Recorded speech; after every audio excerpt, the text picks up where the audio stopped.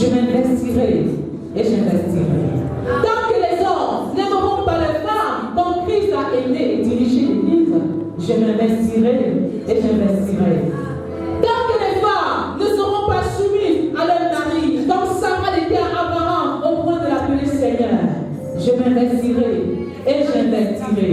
Tant que les enfants, tant que les adolescents, tant que les jeunes, tant que les célibataires seront confrontés à une crise de modèle et de référence, je m'investirai et j'investirai. Tant que les couples ne vivront pas l'unité, la complémentarité, la sainte descendance biologique et spirituelle, je m'investirai et j'investirai.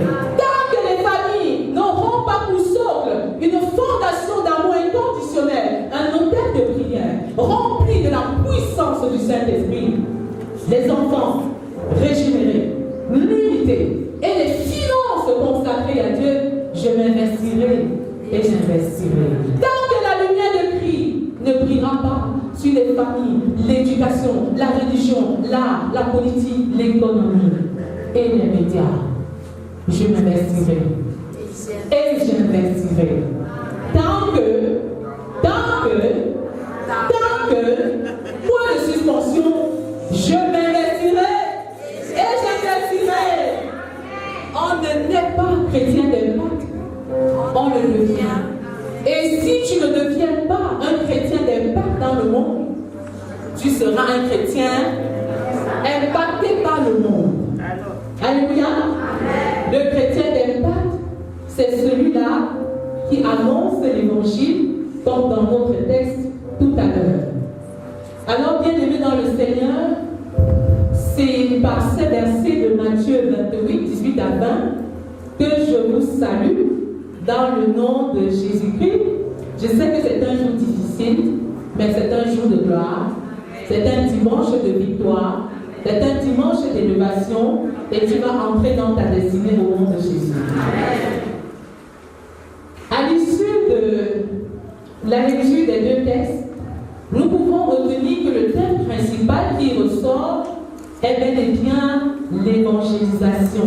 L'évangélisation et la guérison des malades.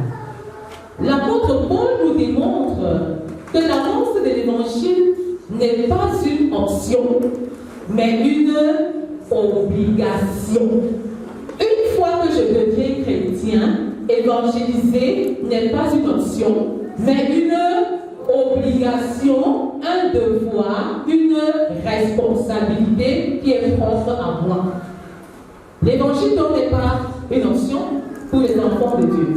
Et la bonne nouvelle, c'est que Dieu, qui est le rémunérateur de ceux qui le cherchent, accorde toujours une récompense à ceux-là qui évangélisent avec une bonne attitude de cœur. Une bonne attitude de cœur. D'où la nécessité de réfléchir sur le lien ou le rapport ou même la corrélation qu'il y a entre ma motivation et le fait d'aller évangéliser. Parce que le résultat que je vais obtenir sur le terrain sera fonction de l'attitude de mon cœur. Pourquoi est-ce que j'évangélise? Est-ce juste par imitation, par simple mimétisme? Nous devons répondre personnellement à cette question. Mais quand Paul il avait un but principal, il vivait pour accomplir une mission particulière, gagner le plus grand nombre.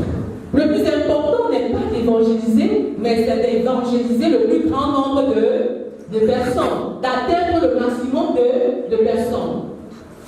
C'est pourquoi nous devons inscrire nos vies dans la dynamique d'évangéliser, d'affermir et de former les personnes qui sont évangélisées pour un résultat à la hauteur de ce que le Seigneur attend de nous.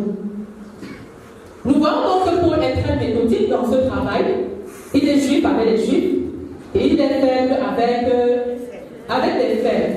Et vous allez prendre compte qu'il existe en fait deux méthodes principales d'évangélisation. Il y a la méthode dite positive qui consiste à présenter l'amour de Dieu aux personnes. C'est un programme qui est très propre à l'Euro. C'est un programme qui marche beaucoup plus à l'Euro, où les gens sont dans la plupart du temps blessés. Et la deuxième méthode, c'est la méthode type négative, où on présente le péché de l'homme et l'enfer et le feu et la géhenne et tous les dangers qui pourront attendre celui qui n'a pas rencontré le Seigneur Jésus-Christ. Donc, la méthode type négative n'est pas en fait négative, c'est une approche et on peut utiliser une méthode ou l'autre selon les circonstances. Mais quelles sont les caractéristiques d'une évangélisation authentique selon le cœur de Dieu? Premièrement, nous devons réfléchir sur le but de notre évangélisation. Pourquoi est-ce que je suis en train d'évangéliser? Évangéliser, c'est Matthieu 28, verset 19. Allez et faites de toutes les nations des disciples, et on appelle cela l'ordre suprême de Dieu, ou encore la grande commission qui consiste à faire de toutes les nations des disciples. Et pour réussir ce but principal, nous devons d'abord être des disciples pour développer la capacité de faire des disciples. Et c'est la difficulté de beaucoup de chrétiens de notre génération qui veulent faire des chrétiens, qui veulent faire des disciples, alors qu'eux-mêmes, ils ne sont pas encore des disciples de l'Éternel. Donc être disciple, c'est vivre comme Jésus le demande, vivre comme Christ et faire comme Christ, travailler à avoir le caractère de Christ. Travailler à avoir le caractère de Christ. Christ était humble, il était obéissant, il était quelqu'un qui aimait, qui prêchait, qui évangélisait. C'est ça, être un disciple de Christ, se rassurer soi-même qu'on est converti, qu'on est enfant de Dieu, qu'on a accepté Jésus comme sauveur et Seigneur avant d'aller dans le grand champ de mission. Donc voilà le premier élément, réfléchir au but de notre évangélisation. En deux, réfléchir sur la méthode de notre évangélisation. Avec 2 Timothée 2:2, il est écrit: ce que tu as entendu de moi en présence de beaucoup de témoins, confie-le à des hommes fidèles qui soient capables de l'enseigner aussi à d'autres. Donc, vous utilisez cette méthode, vous allez vous rendre compte que vous serez plus efficace dans le champ de mission. Et cette méthode est appelée la multiplication spirituelle, qui s'oppose à l'addition spirituelle, où on évangélise une personne et on la laisse. Mais dans le principe de multiplication, j'évangélise une personne, je la forme, je l'édifie, afin qu'elle puisse également faire le même travail que moi. C'est ce que nous appelons la multiplication spirituelle au travers de 2 Timothée 2:2.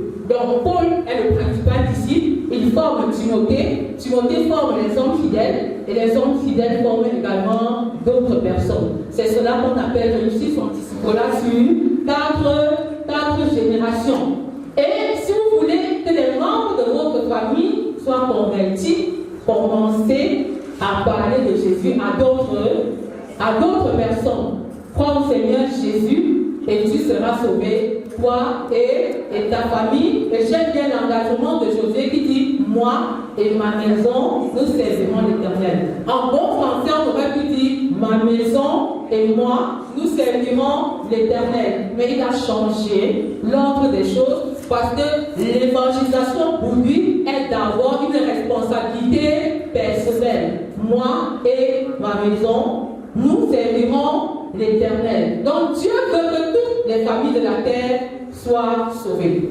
Et il a dit cela à Abraham dans Genèse 12 au verset 3b. Et toutes les familles de la terre seront bénies en toi. Et aujourd'hui, je déclare que tu es fils d'Abraham, tu es fille d'Abraham, et par toi, le Seigneur veut que toutes les familles soient sauvées au nom puissant de Jésus. C'est fondamental de prendre cela en considération. Parce que pour moi, vivre, c'est évangéliser, vivre, c'est faire des disciples. Un autre point important, pour le troisième, c'est la puissance. Ou alors une puissance. Sans la puissance du Saint-Esprit, il est totalement impossible d'évangéliser efficacement. Sans la puissance du Saint-Esprit, on ne peut pas réussir une vie d'évangélisation où une vie de discipulat. C'est pourquoi, malgré l'urgence de l'annonce de l'évangile, malgré l'urgence du salut, le Seigneur l'a dit à ses disciples. Il a dit à ses disciples dans Acte 1, verset 5, d'attendre la promesse, d'attendre la puissance. Parce que sans cette puissance-là, il est impossible d'opérer dans le champ de mission. Il a dit, vous recevez une puissance. Vous recevez une puissance. Et c'est très très important, c'est capital même d'ailleurs. Je voudrais continuer en disant que le Saint-Esprit est la véritable personne qui travaille sur le champ du terrain, sur le champ de mission, sur le terrain de mission. C'est-à-dire que je ne peux pas convertir quelqu'un par mes mêmes paroles. Tu ne peux pas convertir quelqu'un par ton éloquence, par ton art de bien dire. Mais il n'y a que le Saint-Esprit qui soit capable d'amener une âme du monde des ténèbres pour son admirable lumière. Et c'est important de le savoir. C'est pourquoi il est souvent dit dans le jargon d'évangélisation que avant de présenter Dieu aux gens, il faut présenter les gens à Dieu. Avant de présenter Dieu aux gens, il faut présenter les gens à Dieu. Avant de présenter tes enfants, n'est-ce pas? Avant de présenter l'évangile ou avant de présenter Dieu à tes enfants, il faut présenter tes enfants à Dieu. Avant de présenter Dieu à ton mari, à ta femme, il faut déjà présenter cette personne-là à Dieu. C'est quelque chose de fondamental. En quatrième lieu, il y a le plan. Nous ne pouvons pas évangéliser efficacement, faire des disciples sans un plan. Et le plan principal est celui que le Seigneur nous a donné dans Acte 1, verset 8. Vous recevrez, mais vous recevrez une puissance, le Saint-Esprit survenant sur vous, et vous serez mes témoins. Vous serez mes témoins à Jérusalem, dans la Judée, dans la Samarie et jusqu'aux extrémités de la terre. La Jérusalem ici représente notre famille, nos collègues de service, les personnes que nous rencontrons chaque jour dans notre environnement immédiat, comme notre quartier. Notre Jérusalem est la couche qui entoure. Notre Judée est la couche qui entoure notre Jérusalem. C'est-à-dire que mes oncles, mes tantes sont en fait la Judée de ma famille nucléaire, constituée de papa, maman et des enfants. Mes grands-parents sont en fait ma Judée. La Samarie renvoie à un peuple distinct, à un peuple qui est différent. Vous voyez un peu, dans la Bible, on va dire, est-ce que Juifs et Samaritains s'entendent-ils? Lorsqu'on commence à présenter l'évangile à quelqu'un qui est distinct, alors nous parlons de la Samarie. Nous sommes en train d'atteindre la Samarie. Donc la Samarie, c'est un peuple culturellement distinct et géographiquement distinct. Voilà ce qui caractérise notre Samarie. Dans notre pays, le nord peut représenter notre Samarie. Et dans un quartier, dans une ville comme Tchan, le quartier Aroussa peut représenter notre Samarie, peuple culturellement distinct et géographiquement distinct. Et ça, c'est très très important. Et les extrémités de la terre sont les extrémités de la terre. C'est vrai que c'est facile de dire que je vais aller au Canada et évangéliser, mais il peut se trouver que les extrémités de la terre soient à l'intérieur de votre propre famille nucléaire. Il y a des personnes qui n'ont jamais entendu l'évangile authentique dans votre propre famille. Ces personnes-là représentent les extrémités de la terre pour vous. En 2024, nous parlons de 2024, mon année de vision et d'impact. C'est vraiment une année de prière. Une année de prière. La prière, donc, constitue une arme efficace pour quiconque voudrait évangéliser et faire des disciples. La prière. Dans Marc 1, 35 tout à l'heure, on pouvait le lire très tôt. Pendant qu'il faisait encore sombre, Jésus se levait pour prier. Comment est-ce que je peux présenter les gens à Dieu? Avant de présenter Dieu aux gens, c'est au travers de la prière. C'est au travers de la prière. Là, veut dire que si je ne prie pas assez, je ne peux pas réussir dans le champ de mission. Et quand vous lisez Luc 6, verset 12, vous allez vous rendre compte que Jésus a prié toute une nuit. Il a prié toute une nuit avec un principal sujet. choisi les disciples avec lesquels il devait travailler dans le champ de mission. Et la bonne nouvelle, c'est qu'il a choisi 12 disciples des 12. Et il a opéré un choix sous la dépendance du Saint-Esprit. Alléluia! Donc tout est dans la prière, tout se joue dans la prière, parce que la prière déclenche effectivement la puissance de Dieu. C'est à travers la prière que le Seigneur nous révèle comment mieux organiser, comment planifier notre évangélisation. Et le Seigneur Jésus-Christ, il a dit, comme le Père m'a envoyé, moi aussi, je vous envoie. Cela veut dire que nous avons le même mandat que Jésus. Nous avons le même mandat que Jésus. Et nous avons également la puissance légale qui nous a été donnée par Jésus pour pouvoir opérer comme Jésus a opéré. D'ailleurs, nous avons une promesse dans Jean 12, les versets 12 à 14. Si nous croyons véritablement, nous pouvons faire ce que Jésus a fait et aller au-delà, parce que Jésus s'en va au Père. Alléluia. C'est ça la bonne nouvelle. Mais pour pouvoir s'évaluer, il faut effectivement savoir ce que Jésus faisait. Et si nous nous appuyons sur Matthieu 9:35, c'est un verset que j'aime bien, vous allez vous rendre compte que la mission de Jésus se résumait à 3 choses. Pendant tout son séjour sur la terre, pendant tout son ministère, Jésus a accompli 3 choses principales. Il a enseigné, il a prêché et il a guéri les malades. Il a guéri les malades. Et donc, si tu veux t'évaluer de manière objective, tu peux donc mettre sur la balance ce que Jésus a fait, ce que Jésus a effectué, ce que Jésus a opéré et ce que toi, tu es en train de faire maintenant. Maintenant. Et se souvenir toujours que notre ministère réside dans ce que nous sommes et non dans ce que nous faisons. C'est pourquoi nous disions tout à l'heure qu'il est question d'être d'abord un disciple avant de faire un disciple. Et Aristote l'a mieux dit. Il a dit le succès est d'abord dans ce que nous sommes et non dans ce que nous faisons. Parce que nous faisons ce que nous sommes. Ça peut paraître un peu philosophique, mais c'est simple. L'être doit précéder le faire. Nous devons être d'abord comme Jésus, obéir comme Jésus, être humble comme Jésus, prêcher comme Jésus, enseigner comme Jésus, avant d'espérer agir comme Jésus. Être. 1 Jean 4, verset 17, tel il est, tel nous le sommes aussi dans ce monde. Alléluia. C'est pour dire que tu es ambassadeur de Christ et j'ai refusé de communiquer un message que je ne vis pas. Parlons un peu des formes d'évangélisation à présent. Il y en a principalement 3. Il existe 3 principales formes d'évangélisation. La première forme consiste à communiquer l'amour de Jésus-Christ, Jean 3, 16 aux autres. La deuxième forme consiste à multiplier les bonnes œuvres, comme Dorcas, qu'on a dû ressusciter à cause de ces bonnes œuvres. Et la troisième méthode, c'est bel et bien l'évangélisation par les miracles. L'évangélisation par les miracles, on peut avoir comme illustration la guérison des 10 lépreux. Les 10 ont été guéris physiquement, mais l'unique Samaritain qui est revenu dire merci à Dieu a reçu une double guérison.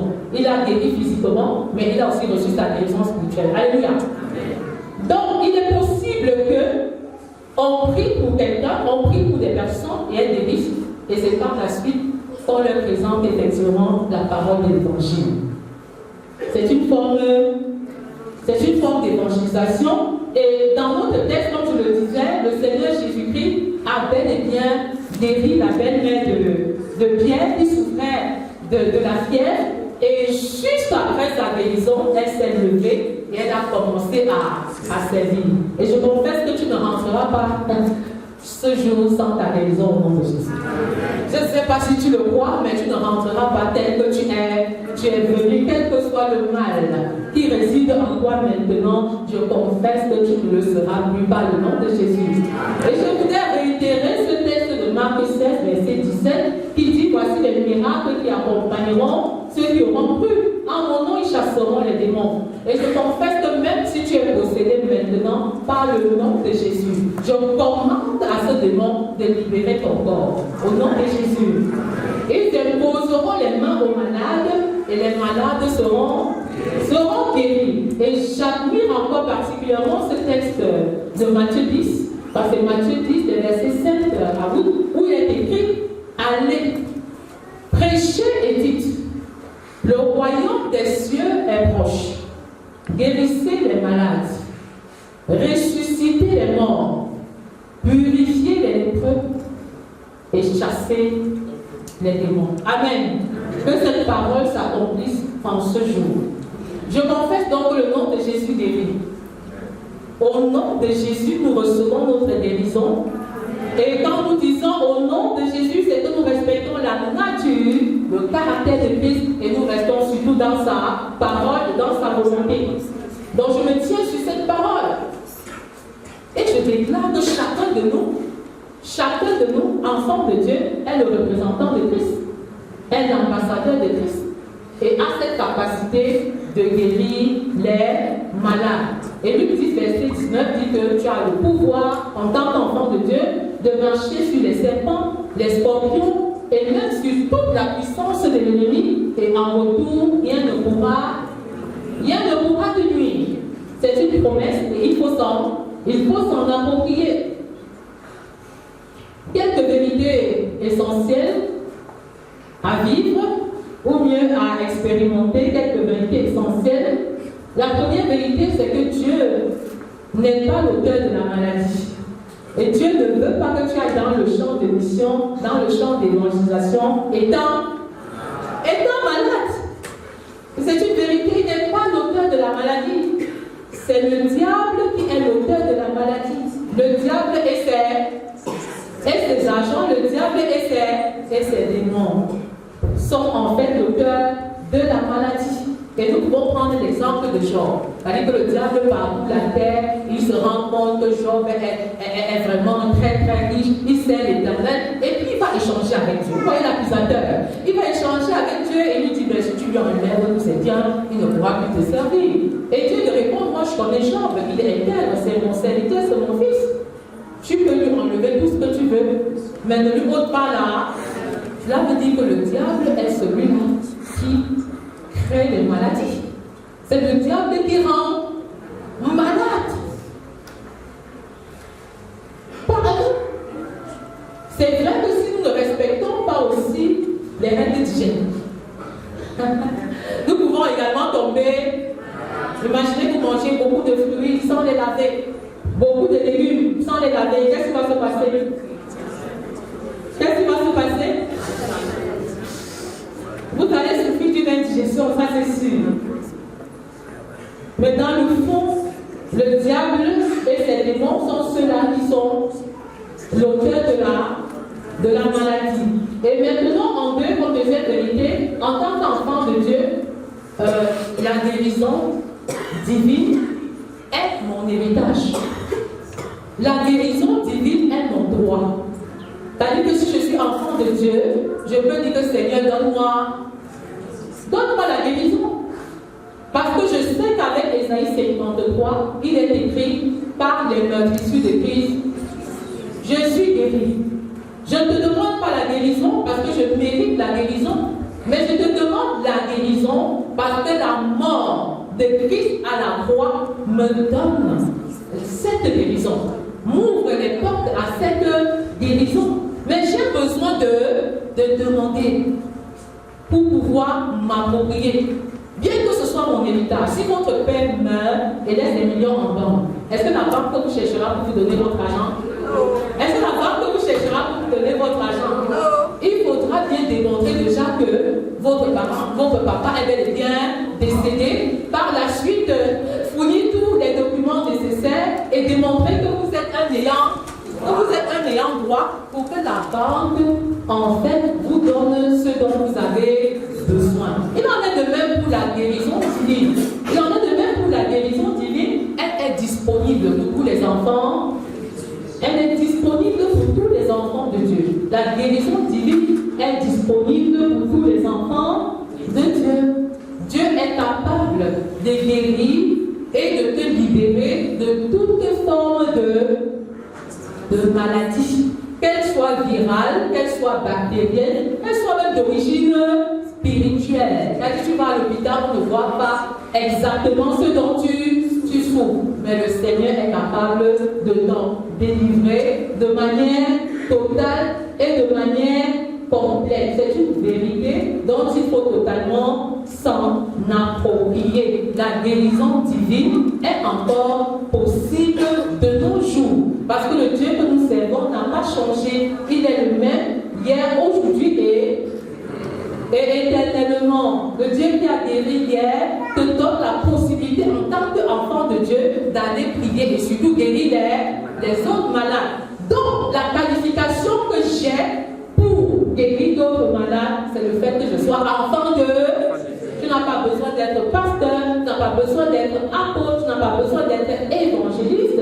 Ton identité d'enfant de Dieu te qualifie à aller et à guérir les malades au nom de Jésus. Ce n'est très important. Troisième vérité importante, il faut résister à la maladie. Il faut résister à la maladie.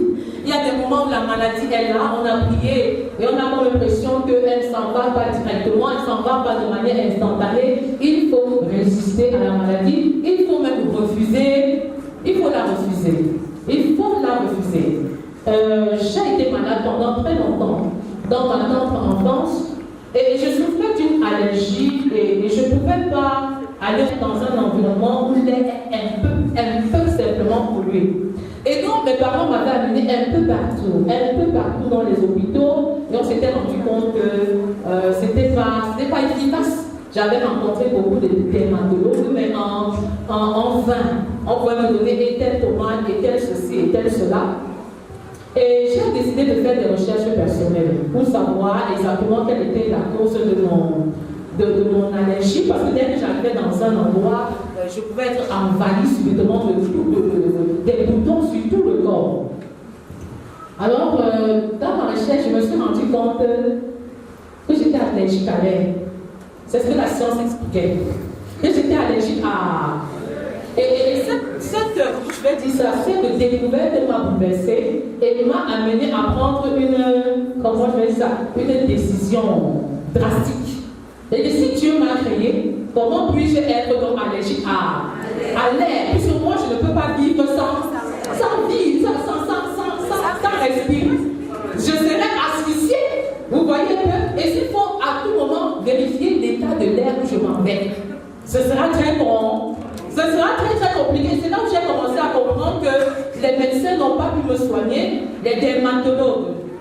Les plus grands dermatologues de Yaoundé de l'époque ne m'ont pas soigné, mais je crois qu'il y a un dermatologue par excellence de Jésus-Christ. Amen.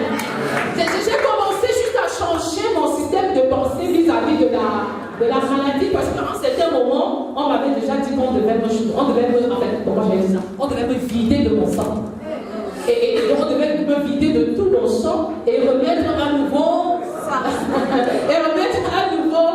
Ouais, un peu jusqu'où la médecine peut nous amener. Et en ce moment, j'ai demandé à mes parents de tout laisser en ce qui concerne les procédures médicales, parce qu'en ce moment, j'avais déjà eu mon appel à aller et évangéliser. Je venais de donner même en fait ma vie à Christ, et j'étais vraiment très croyante dans l'évangile. Et comme je suis la dernière fille de mon père avait l'habitude de me dire, mais quand j'ai commencé à servir Dieu, non, oui, tu n'étais même pas encore. Tu n'étais même pas encore né. Mais dès que tu me parles de Jésus, on a comme l'impression que c'est un nouveau Jésus. Mais la bonne nouvelle, c'est que c'est moi qui amène mon père à Christ au travers d'une lettre évangélique que je lui ai écrite. Et quand il est décédé, c'est cette première lettre que j'ai récupérée dans sa chambre. Pour moi, cette lettre avait plus de valeur que le testament. Et quand j'ai pris la lettre, j'ai vu la prière de conversion que j'avais rédigée. Il avait encadré en rouge. Il avait encadré en rouge. Et quand je me posais la question, mais Seigneur, encadré en rouge, mon père était instituteur. Il aimait lire, il aimait écrire. Mais encadré en rouge, je sais qu'il aime lire. Peut-être qu'il a juste été séduit par la prière. Quelle est la preuve tangible que mon père est au bon endroit? Le même soir, puisque je venais de me marier, ça faisait à peine 7 mois, le Seigneur a révélé à mon mari qu'il est au bon endroit. il est encadré par les anges. Alléluia. Et je déclare que les parents qui ne sont pas encore convertis ne seront pas le nom puissant de Jésus. Crois au Seigneur Jésus et tu seras sauvé, toi et ta famille. Amen. Ça, c'est très très important. Et je disais, je vais évangéliser comment? Puisque quand j'ai commencé mes premiers pas dans l'évangile, j'ai très très rapidement commencé à évangéliser dans les pays autres. Je dis, mais je n'arrive pas à supporter l'aide du Cameroun. L'aide de Yaoundé, de Douala, ne consent pas. J'avais déjà sur pied un triple programme pour Bangui, pour Togo et même pour la Côte d'Ivoire. Qu'est-ce qui va se passer quand je vais arriver? J'ai changé ma façon de voir ma maladie. Et je voudrais que ce soit ton partage dans ce jour au nom de Jésus. Tu vas dire que c'est toujours la typhoïde, c'est toujours la malaria, c'est toujours du bruit dans le plafond pendant que tu dors. Je déclare que cela s'arrête aujourd'hui. Au nom puissant de Jésus. Tu vas dormir en paix, tu vas dormir et tu vas bien. Tu vas te coucher, tu vas bien t'endormir. Plus de cauchemars au nom de Jésus. Tes rêves seront des visions qui vont naturellement se réaliser au nom de Jésus. Et donc c'est extraordinaire, j'ai changé dans ma façon de penser. J'ai dit, pas de sang enlevé, plus de médicaments. Et c'est comme ça que j'ai commencé à obtenir ma guérison, d'abord dans ma façon de penser. Et graduellement, je n'ai plus eu de problème d'allergie du tout. Alléluia. C'est possible. Et je voudrais que tu avances avec foi et avec assurance. Parce que si tu crois véritablement, comme le Seigneur nous l'a dit dans Marc 11, verset 23, tu peux demander à cette montagne, la montagne de tes maladies, la montagne de tes difficultés, de quitter et de se déposer dans la mer, et il te sera fait selon ta foi. Au nom de Jésus.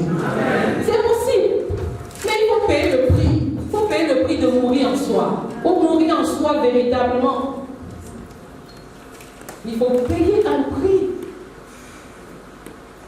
Celui de mourir en soi, celui de passer le temps seul aussi. Dans ma petite marche avec Dieu, je me suis rendu compte que s'il faut s'élever spirituellement, il faut être socialement intéressant. Est-ce que vous comprenez un peu? Les gens vous diront, on ne vous voit pas. Mais Moïse, qui est un modèle pour moi, était toujours entouré par la foule. Mais quand vous regardez dans le fond, c'est l'homme le plus solitaire que j'ai jamais rencontré. Parce que lorsqu'il était entouré par la foule, il était plus connecté à Dieu. Il cherchait les directives. Il cherchait ce qu'il fallait faire pour mener à bien son œuvre et conduire le peuple à la terre. À la terre promise, les chrétiens aiment trop la foule. Ils aiment être ensemble, c'est bien au nom de la communion fraternelle. Mais si tu veux atteindre un certain nombre de hauteur, un certain nombre de profondeur dans ta marche avec Dieu, dans l'évangélisation, tu as besoin de passer du temps seul. Il y a des choses que Dieu va te confier simplement parce que tu es seul. Et il veut te confier ces choses-là quand tu es seul. Et il est tellement jaloux de cette intimité avec toi qu'il ne voudrait pas te confier ces choses-là quand tu es avec d'autres personnes. Il faut vraiment payer le prix de Luc 9, verset 23. Si quelqu'un veut venir après moi, qu'il renonce à lui-même, qu'il se charge de sa croix et qu'il me suive, c'est très important. Et pendant que je préparais ce message, le Seigneur me disait, mais il y a beaucoup de fidèles à photo qui portent des croix qui ne sont pas les leurs. Alléluia. Tous les croix n'ont pas la même taille. Ne porte donc pas le fardeau qui est pour quelqu'un. Et si à un certain moment tu as comme impression que ta croix pèse trop, que ton fardeau est trop lourd, c'est bel et bien parce que tu as porté le fardeau de ton voisin. Tu as confondu de croix. Ah oui, tu as confondu de croix. Et c'est pourquoi tu as comme impression que ta croix pèse trop. Ton fardeau est trop lourd. Dieu ne peut pas te donner un fardeau qui est au-dessus de tes. Oui, il ne peut pas. Il ne peut pas. Il ne peut pas. C'est pourquoi il faut dire en ce jour, Seigneur, il se peut que j'ai confondu de croix. Seigneur, je dépose ta croix qui n'est pas la mienne. Tu vas me donner la force qu'il me faut pour porter ma croix et mener à bien ma mission. Alléluia. Quand je suis devenue enfant de Dieu, j'avais retenu une seule chose. Être enfant de Dieu veut dire augmenter d'autres chrétiens à la maison de Dieu. Être enfant de Dieu veut dire ajouter d'autres chrétiens à la maison de Dieu. Et c'est ce que j'ai commencé à faire depuis que j'étais étudiante à l'école normale jusqu'aujourd'hui. Alléluia. Il est très très important. Tu ne peux pas dire que tu es chrétien et tu n'évangélises. Tu ne peux pas dire que tu es chrétien et tu ne fais pas les disciples. Ce n'est pas possible. Alléluia. Une révolution naît dans ton cœur dès à présent. Et j'aime beaucoup les propos de l'apôtre Paul, c'est mon mentor en matière d'évangélisation. Quand il dit dans Romains 1 verset 7, je n'ai point honte de l'évangile. C'est une puissance de Dieu pour le salut de quiconque croit, du juif premièrement, puis du grec. C'est important, c'est important. N'aie plus honte d'évangéliser tes camarades, de parler de Jésus à tes voisins. N'essaye pas de justifier. Mais quand tu vas commencer à dire, elle n'a pas besoin de Christ, ou alors il n'a pas besoin de... C'est un mensonge du diable. Nous avons tous besoin de Christ. Nous avons tous besoin de Christ. D'ailleurs, pendant que je priais pour préparer ce programme, le Seigneur m'a fait voir une vision dans laquelle il y avait deux enfants affamés, sales, qui étaient dans le besoin et qui venaient guetter par la fenêtre, et qui voulaient mendier à manger ou à boire. Pourtant, ils avaient accès au repas qui était sur la table. Quand j'ai demandé à l'Éternel, mais pourquoi cette vision? Pendant que je prie pour la prédication, pendant que je prie pour le message que je dois donner à mon peuple, il a dit un esprit de non-accomplissement et de non-réalisation qui tient captif beaucoup de personnes dans le peuple. Au nom de l'autorité que le Seigneur m'a confiée, je confesse que ce que tu as commencé avec le Seigneur, tu vas le réaliser au nom puissant de Jésus. Que tout autel de non-accomplissement et de non-réalisation dans tous les domaines de ta vie prenne feu au nom de Jésus. Je confesse que tu commences et tu achèves au nom de Jésus. Ce projet de mariage, ce projet de fiançailles que tu as entamé, tu l'achèves au nom de Jésus. Ce projet académique que tu as commencé, tu l'achèves au nom de Jésus. Ce projet d'éducation des enfants que tu as commencé, tu l'achèves avec Christ au nom de Jésus. Et toute personne qui creuse une fosse contre toi, il tombe au nom de Jésus. Je déclare que tes ennemis viennent par un chemin et ils retournent par sept. Au nom puissant de Jésus. Dans le même ordre d'idée, je peux voir l'esprit de mort subite et l'esprit de mort précoce qui vraiment circulait dans la salle. La Bible dit que la mort et la vie sont au pouvoir de la langue, et je voudrais que tu confesses la vie sur ta vie. Proclame la vie sur ta vie, déclare que je ne mourrai pas. Je vivrai et je raconterai les œuvres de l'Éternel. Tu peux te mettre debout parce que là, ce n'est plus le jeu. C'est un grand enjeu. Personne ne mourra. Personne ne mourra dans ma famille. Personne ne mourra dans mon église. Personne ne mourra. Je déclare que je ne mourrai pas. Tu peux reprendre après moi. Je ne mourrai pas. Je vivrai et je raconterai les œuvres de l'Éternel. Je marche sur la mort précoce. Je marche sur la mort prématurée. Je marche sur la mort subite. Je parle à la terre de mon village. Je parle à la terre de Mondo. Je parle à la terre de Mondo. Tu ne prendras personne dans ma famille. Tu ne prendras personne dans mon église. Personne ne mourra. Personne ne mourra. Dans celui je te chasse. Mort prématuré. Je te chasse. Je te chasse. Ah, prends tes mains et sors. Au nom puissant de Jésus. Va-t'en. Va-t'en. Va-t'en. Prophétise sur ta vie. Parle sur ta vie. Parle encore sur ta vie. Le Seigneur vous a encore montré deux femmes d'une quarantaine d'années qui ont un cycle menstruel perturbé. Dieu me déclare de te dire qu'il régularise tes règles maintenant par le nom puissant de Jésus. Tu reçois ta guérison, tu reçois la restauration de ton cycle menstruel au nom puissant de Jésus. Que le feu de Dieu calcine toutes les maladies en toi. Est-ce que tu peux déclarer déclarer, je suis un feu. Je suis un feu dévorant. Je suis un feu dévorant. Je suis un feu dévorant. Je suis un feu dévorant. Je suis un feu dévorant. Seigneur Jésus, enflamme-moi. Seigneur Jésus, enflamme-moi. Seigneur Jésus, enflamme-moi. Dis cela, répète cela, proclame cela. Avec foi et avec assurance. Je ne t'entends pas seul. Seigneur Jésus, enflamme-moi. Seigneur Jésus, enflamme-moi. Seigneur Jésus, embrasse-moi. Seigneur Jésus, embrasse papa. Seigneur Jésus, embrasse mon mari. Seigneur Jésus, embrasse mes enfants. Embrasse mes enfants. Embrasse mes enfants.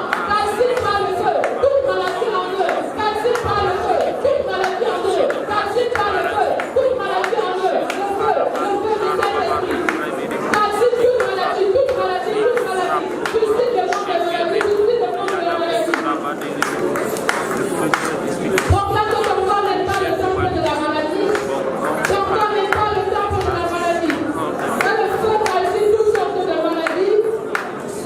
Calcine toutes sortes de maladies. Calcine toutes sortes de maladies. L'onction de l'Éternel est là. L'onction de l'Éternel se répand dans la salle. L'onction de l'Éternel est disponible. Comme cette femme qui souffrait de la perte de sang depuis 12 ans, tu reçois ta guérison. Parce que la présence de Dieu est agissante. La présence de Dieu est manifeste en ce matin. Tu touches le Seigneur Jésus, tu reçois ta guérison. Tu touches le Seigneur Jésus, tu reçois complètement ta restauration. Je proclame, vous pouvez répéter après moi, que toute maladie en moi prenne feu au nom de Jésus. Maladie, je vous chasse. Prenez vos bagages et libérez ma vie, libérez mon foyer, libérez mes études, libérez mes projets. Je vous chasse. Je déclare mon corps est le temple du Saint-Esprit. Est le temple du Saint-Esprit. Qui que tu sois maladie, tu n'as pas place dans mon corps. Tu n'as pas place dans mon être entier. Je te chasse. Au nom puissant de Jésus. Seigneur, merci. Parce que tu prends soin de moi. Je parle maintenant aux ossements desséchés de ma vie. Comme l'a fait le prophète, je parle aux ossements desséchés de ma vie. Je parle aux maladies qui m'empêchent d'exceller. Ossements desséchés. Écoutez la parole de Dieu. Ossements desséchés. Recevez le souffle. Recevez le souffle de Dieu. Recevez l'Esprit de Dieu. Recevez la résurrection. Je confesse maintenant que tout organe qui était mort en moi vive par la résurrection. Au nom de Jésus, je prophétise maintenant sur ma propre vie. Toi qui souffres d'un dysfonctionnement rénal, je confesse que le Seigneur restaure tes reins et la dialyse ne sera plus ton partage au nom puissant de Jésus. Je confesse que cette fille qui souffre des règles douloureuses est complètement libérée au nom de Jésus. Je déclare que la bénédiction des entrailles est disponible. Tout femme qui soupire après la bénédiction des entrailles, reçoit la parole de Satan au nom de Jésus. Je déclare que la fécondité est ton partage, la fertilité est ton partage au nom de Jésus. Tu es restauré. Toi qui souffres au niveau des genoux, le Seigneur le révèle. Tu as un dysfonctionnement au niveau des deux genoux. Le feu du Saint-Esprit te localise maintenant. Tu ressens plus de douleur à ce niveau, mais par la suite, la douleur s'en va. Au nom puissant de Jésus. Tu reçois ta guérison, tu reçois ta restauration, et je déclare que tu es parfaitement guéri dans le nom puissant de Jésus. Est-ce que tu peux déclarer que je suis guéri en Jésus? Je suis guéri par le nom de Jésus. Même si les symptômes demeurent, je prends ma guérison, je prends ma restauration. Même les enfants qui sont restés à la maison, l'Esprit de Dieu les localise. L'Esprit de Dieu les localise. La guérison de Dieu les localise. La restauration de Dieu les localise. La guérison de Dieu les localise. Père, ta guérison est là. La restauration est disponible. Nous sommes guéris. Nous sommes guéris.